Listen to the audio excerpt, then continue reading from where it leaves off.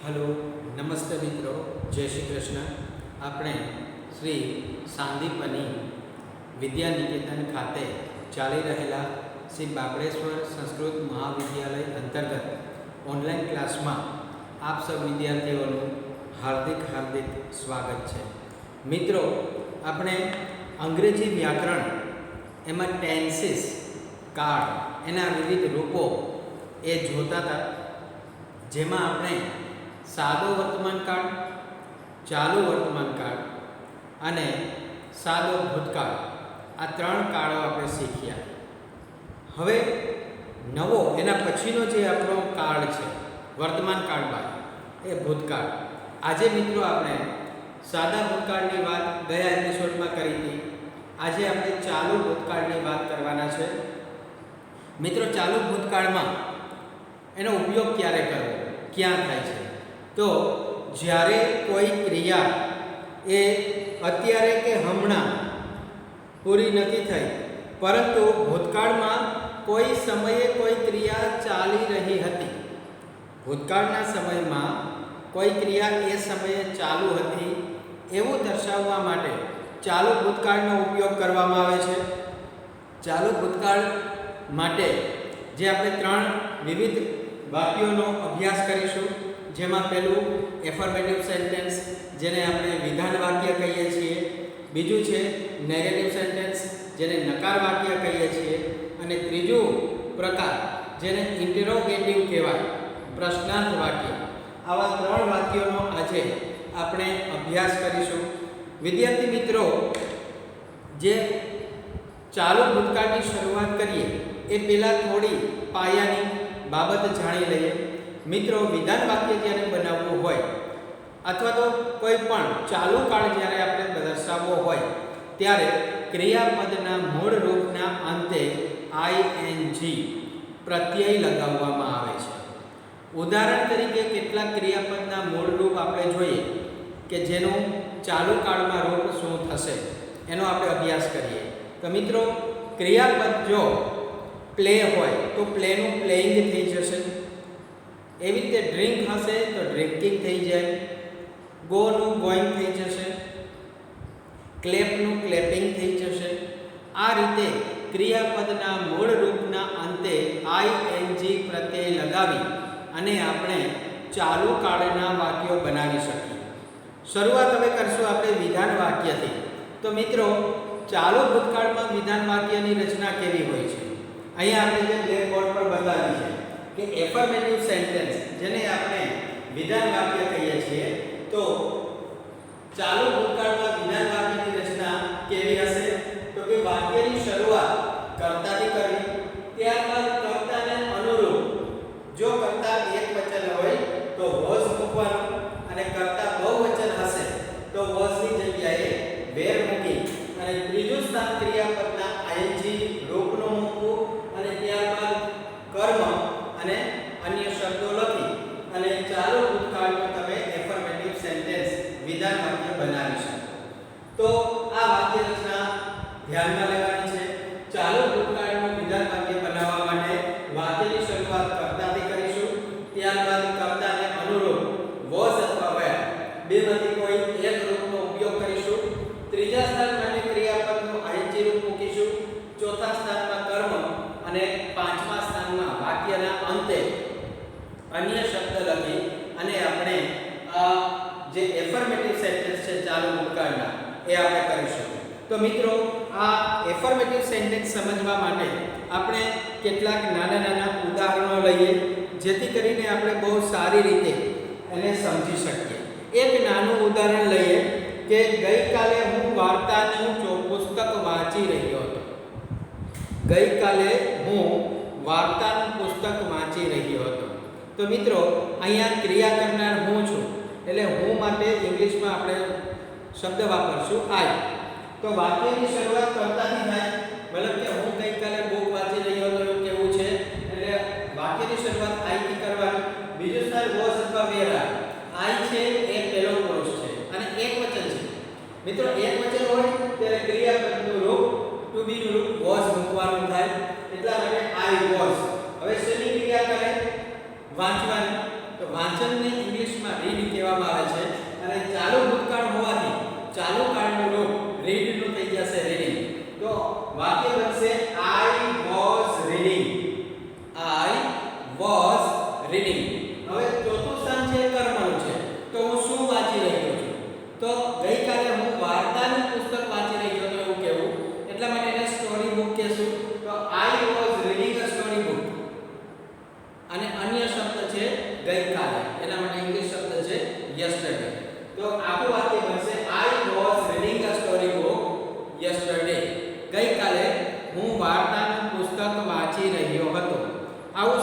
બીજું કે છોકરાઓ ગયા રવિવારે ક્રિકેટ રમી રહ્યા હતા. છોકરાઓ ગયા રવિવારે ક્રિકેટ રમી રહ્યા હતા. મિત્રો અહીંયા ક્રિકેટ રમવાની ક્રિયા છોકરાઓ દ્વારા થાય છે. તો આ છોકરાઓ છે એ આપણો કર્તા થયો અને એ બહુવચન છે માટે was ની જગ્યાએ આવશે were. તો છોકરાઓને ઇંગ્લિશમાં આપણે કહેશું, અહીંયા બે શબ્દો છોકરાઓ માટે ખાસ કરીને આપણે વાપરશું. એમાં અહીંયા આપણે જે છોકરાઓ માટે ચિલ્ડ્રન શબ્દ છે એ બહુવચનનું રૂપ છે. એટલે અહીંયા વાક્યની શરૂઆત આપણે ચિલ્ડ્રનથી કરીએ અથવા તો બોયઝથી કરીએ, કારણ કે બોયઝ એટલે પણ છોકરાઓ થાય, ચિલ્ડ્રન એટલે પણ છોકરાઓ થાય. તો વાક્ય બનાવવું હોય તો ધ બોયઝ અથવા તો ધ ચિલ્ડ્રન વેર કહેવાની ક્રિયા કરે તો કે રમવાની. રમવાને પ્લે કહેવાય, જેનું આઈજી ફોર્મ પ્લેઇંગ થશે. ધ ચિલ્ડ્રન વેર પ્લેઇંગ, શું રમી રહ્યા હતા? એ ચોથું સ્થાન કર્મનું હોય. તો અહીંયા છોકરાઓ ક્રિકેટ રમી રહ્યા હતા. ક્રિકેટનો અંગ્રેજી વર્ડ ક્રિકેટ જ રાખીશું. The children were playing cricket. ક્યારે? અહીં અન્ય શબ્દ છે તો કે ગયા રવિવારે, એના માટે શબ્દ વપરાય લાસ્ટ સન્ડે. ધ ચિલ્ડ્રન અથવા તો the boys were playing cricket last year. સમજાયું?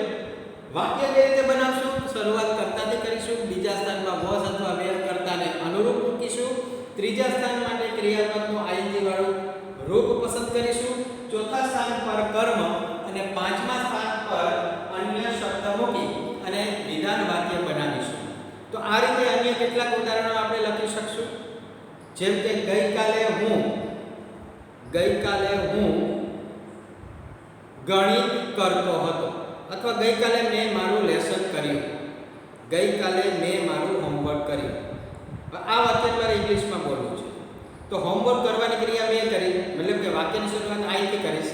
આઈની સાથે ટુ બીનું રૂપ તરીકે ભૂતકાળનું છે, તો વોઝ અને વેર બેમાંથી એક પસંદ કરવું પડશે.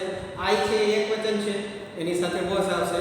તો આઈ વોઝ, પછી કરવું અને ડુ કહેવાય ઇંગ્લિશમાં, જેનું આઈએનજી ફોર્મ થઈ જશે ડુઈંગ. આઈ વોઝ ડુઈંગ શું? તો કે મારું homework. I was doing my homework. હું મારું ગૃહ કાર્ય કરી રહ્યો હતો. ક્યારે? યસ્ટરડે. તો મિત્રો આ રીતે આપણે વાક્યો બનાવી શકીએ. વાક્ય રચના આપણી સામે છે. એફર્મેટિવ સેન્ટેન્સ બનાવવા માટે વાક્યની શરૂઆત કર્તાથી કરીશું. બીજું સ્થાન છે વોઝ અથવા વેરથી શરૂઆત મૂકશું. ત્રીજું સ્થાન છે એ ક્રિયાપદનું આઈએનજી વાળું રૂપ મૂકી અને કર્મ અને અન્ય શબ્દના માધ્યમથી આપણે એફર્મેટિવ સેન્ટેન્સ બનાવી શકીએ. આવા અનેક ઉદાહરણો આપણે લઈ શકીએ. જેમ કે ગઈકાલે તે ક્રિકેટ રમતો હતો. તો he was playing cricket. He was playing cricket yesterday. He was playing cricket yesterday. તે ગઈકાલે ક્રિકેટ રમી રહ્યો હતો. અમે ગઈકાલે દોડી રહ્યા હતા. તો we, કારણ કે અમે છે બહુવચન છે, બહુવચન સાથે ટુ બીનું રૂપ વેર આવશે. તો we were દોડવું એને રન કહેવાય, રનનું રનિંગ થઈ જશે. we were running, અમે દોડી રહ્યા હતા. અન્ય શબ્દ એ છે ગઈકાલે, એને કહેશું યસ્ટરડે. અથવા વાક્યની શરૂઆતમાં પણ યસ્ટરડે તમે લખી શકો. યસ્ટરડે વી વેર રનિંગ. યસ્ટરડે વી વેર રનિંગ. તો આ રીતે આપણે જે ચાલુ ભૂતકાળ છે એના વિધાન વાક્ય બનાવી શકીએ. મિત્રો ચાલુ ભૂતકાળમાં નકાર વાક્ય બનાવવા માટે વાક્ય રચના છે એ વિધાન વાક્ય જેવી જ છે, પરંતુ was અને were પછી not મૂકવાનો થાય. બાકી કોઈ જાતના વાક્ય રચનામાં કોઈ પણ જાતનો ફેરફાર થતો નથી. જે આ ઉદાહરણ લીધા એ જ ઉદાહરણને આપણે નકાર વાક્યમાં ફેરવી અને જોઈએ. તો ગઈકાલે હું પુસ્તક વાંચી રહ્યો નહોતો. ગઈકાલે હું પુસ્તક નહોતો વાંચી રહ્યો. તો આઈ વોઝ નોટ, વોઝ અને વેર પછી નોટ લગાવવાનું છે. I was not reading. I was not reading a story book yesterday. ગઈકાલે હું વાર્તાની ચોપડી વાંચી રહ્યો નહોતો. ગઈકાલે મેં ક્રિકેટ રમ્યું નહોતું. ગઈકાલે મેં ક્રિકેટ રમ્યું નહોતું, અથવા ગઈકાલે હું ક્રિકેટ રમ્યો ન હતો. આ વાક્યને આપણે ઇંગ્લિશમાં કન્વર્ટ કરવા માટે મેં છે એટલે હું કરતા છું, એટલે I was playing cricket yesterday. ગઈકાલે હું ક્રિકેટ રમી રહ્યો ન હતો. તો આ રીતે આપણે નેગેટિવ સેન્ટેન્સ બનાવી શકીએ. માત્ર ધ્યાન શું રાખવાનું છે કે કર્તા અને ટુ બી ના રૂપ was અને were પછી not ઉમેરવાનું છે માત્ર. આટલું કરવાથી બાકી જે ક્રિયાપદ પાહિંજી વાળું મૂળ રૂપ કર્મ અને અન્ય શબ્દ એ એઝ ઇટ ઇઝ જે એફર્મેટિવ સેન્ટેન્સમાં છે એ જ રીતે લખવાથી આપણે જે આ ચાલુ ભૂતકાળ છે એના નેગેટિવ સેન્ટેન્સ બનાવી શકીએ. અન્ય કેટલાક ઉદાહરણ જોઈએ તો ગઈકાલે હું પત્ર લખી રહ્યો ન હતો અથવા ગઈકાલે મેં પત્ર લખ્યો ન હતો. એ વાક્યને આપણે ઇંગ્લિશમાં બોલવું હોય તો I was not writing a letter. I was not writing a letter yesterday. ગઈકાલે હું પત્ર લખી રહ્યો ન હતો. તો આવી રીતે આપણે નેગેટિવ સેન્ટેન્સ બનાવી શકીએ. અન્ય કેટલાક ઉદાહરણો પણ આપણે જોઈ શકીએ કે છોકરાઓ બગીચામાં ક્રિકેટ રમી રહ્યા ન હતા. The children were not playing cricket in the garden. The children were not playing cricket in the garden. બગીચામાં છોકરાઓ ક્રિકેટ રમી રહ્યા ન હતા. તો આવા આપણે સેન્ટેન્સ મહાવરા માટે કેટલાક ઉદાહરણો લઈ અને એને બનાવવાનો પ્રયાસ કરીશું તો મને આશા છે કે 100% તમે એમાં સફળ થશો.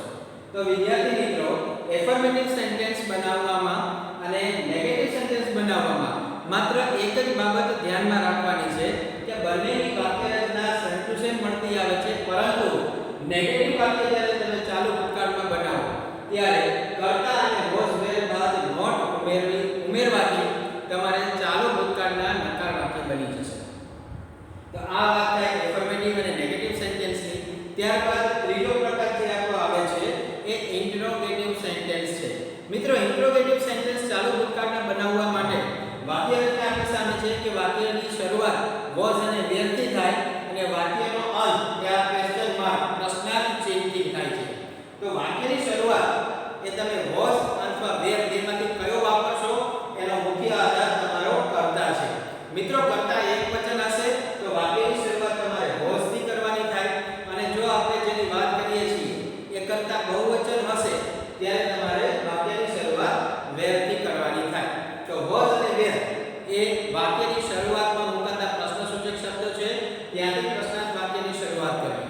બીજું સ્થાન છે એ કર્તાનું છે. તો મિત્રો, ક્રિયા કરનાર કોણ છે એનું સ્થાન એ અહીંયા આ was અને were બેમાંથી એક શબ્દ મૂક્યા બાદ થાય છે ઉપયોગ. ત્યારબાદ ત્રીજું સ્થાન છે એ ક્રિયાપદનું ing રૂપ છે. ચોથું સ્થાન કર્મ, અન્ય શબ્દ, અને છેવટે વાક્યને અંતે પ્રશ્નાર્થ ચિહ્ન મૂકી અને ચાલુ ભૂતકાળનો પ્રશ્નાર્થ વાક્ય તમે બનાવી શકો. આવા કેટલાક ઉદાહરણ આપણે જોઈએ જેમાં ઇન્ટ્રોગેટિવ સેન્ટેન્સ આપેલા હોય તો એ કઈ રીતે બનાવવામાં આવે છે. શું આપણે એક વાક્ય લખીએ કે શું તે ફળો ખરીદે છે, ફ્રૂટ ખરીદે છે, શું તે ફ્રૂટ ખરીદે છે. તો અહીંયા તેની વાત કરી, મતલબ કે કોઈ એક વ્યક્તિની વાત કરી છે. કોઈ એક વ્યક્તિની વાત કરીએ ત્યારે વાક્યની શરૂઆત ટુ બી ના રૂપમાં was અથવા were થી થાય છે. આપણું વાક્ય છે કે શું તે ફ્રૂટ ખરીદે છે.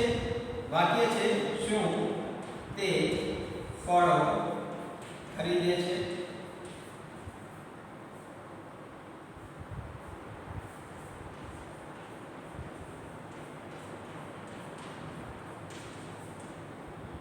વાક્ય છે આપણું શું તે ફળો ખરીદી રહ્યો હતો. ગઈકાલે ક્રિયા ચાલુ હતી ખરીદવાની. હવે આ વાક્ય છે એને આપણે પ્રશ્નાર્થ વાક્ય બનાવવું છે. તો અહીંયા જે કર્તા છે એ એક વચન છે, માટે મિત્રો અહીંયા વાક્યની શરૂઆત was થી થશે. હવે બીજું સ્થાન છે એ કર્તાનું હશે. તો આ કર્તા છે તે છે, મતલબ કે he કે she બેમાંથી એક મૂકવું. તો was he હવે કેવાની ક્રિયા કરે તો ખરીદવું. વિદ્યાર્થી મિત્રો, અંગ્રેજીમાં ખરીદવું શબ્દ છે એને બાય શબ્દ મૂકવામાં આવે છે, એના માટે ઇંગ્લિશ શબ્દ લખવામાં આવે છે બાય, BUY બાય. તો અહીંયા was he પછી બાય, was he બાય. શું વાક્ય સમજી લો. શરૂઆત ટુ બીના રૂપ વોઝ અથવા વેર થી, બીજું સ્થાન છે એ કર્તાનું હશે, ત્રીજું સ્થાન ક્રિયાપદના આઈએનજી રૂપનું હશે. તો વોઝ હી બાઇંગ, શું તે ખરીદી રહ્યો હતો? શું ખરીદી રહ્યો હતો? તો કે ફ્રૂટ્સ. ફ્રૂટ્સ ને ઇંગ્લિશમાં ફળો છે, ઇંગ્લિશમાં ફ્રૂટ્સ કહેવાય.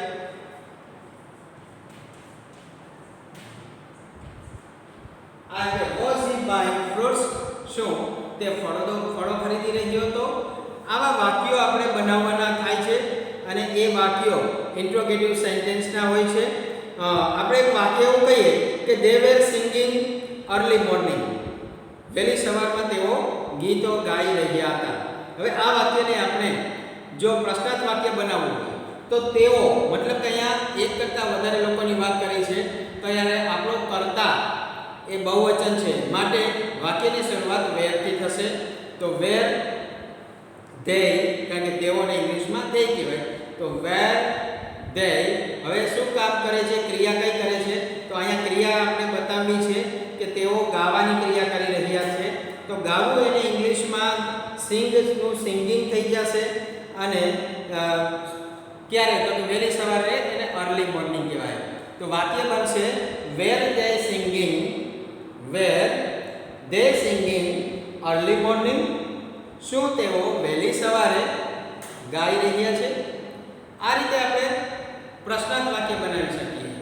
શું તેણી ચા બનાવી રહી છે? તો શું એના માટે વોઝ નો ઉપયોગ કરશું, કારણ કે આપણે જેની વાત કરીએ એ સિંગ્યુલર છે, એકવચન છે, માટે આપણો કર્તા એકવચન હોવાથી વાક્યની શરૂઆત વોઝ થી થશે. તો વોઝ શી, તૈયાર કરવું, બનાવવું એને પ્રિપેર કહેવાય. એનો અંગ્રેજી થશે હશે પ્રિપેરિંગ, આઈએનજી રૂપ લાગે. તો is she preparing tea? Was she preparing tea? શું તેણી ચા બનાવી રહી છે?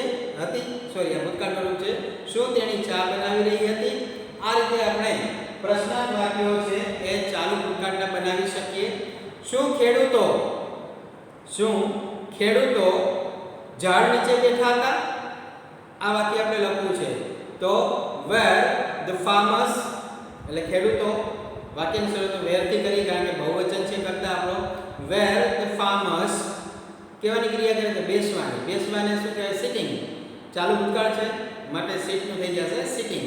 તો વેર ધે, કે were the farmers sitting under the tree, ઝાડની નીચે બેઠેલા હતા.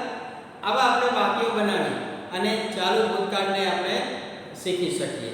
તો મિત્રો અહીંયા આપણે ચાલુ ભૂતકાળની વાત કરી. ફરી એક વખત ચાલુ ભૂતકાળને સમજવા માટે શોર્ટમાં જોઈએ તો ચાલુ ભૂતકાળનો ઉપયોગ ક્યારે કરવો? તો કે ભૂતકાળમાં જે તે સમયે કોઈ ક્રિયા ચાલી રહી હતી એ સમયે એવું દર્શાવવા માટે ચાલુ ભૂતકાળનો ઉપયોગ કરવામાં આવે છે. ચાલુ ભૂતકાળમાં વિધાન વાક્ય, એની વાક્ય રચના છે શરૂઆતમાં કર્તા, ત્યારબાદ વોઝ અને વેર ટુ બી રૂપ તરીકે, ત્રીજું સ્થાન છે એ ક્રિયાપદનું આઈએનજી વાળું રૂપ, ચોથું સ્થાન કર્મ અને છેવટે અન્ય શબ્દ. નેગેટિવ સેન્ટેન્સ બનાવવું હોય ત્યારે પણ વાક્યની શરૂઆત કર્તાથી થાય. બીજું સ્થાન કર્તાને અનુરૂપ વોઝ અથવા વેર.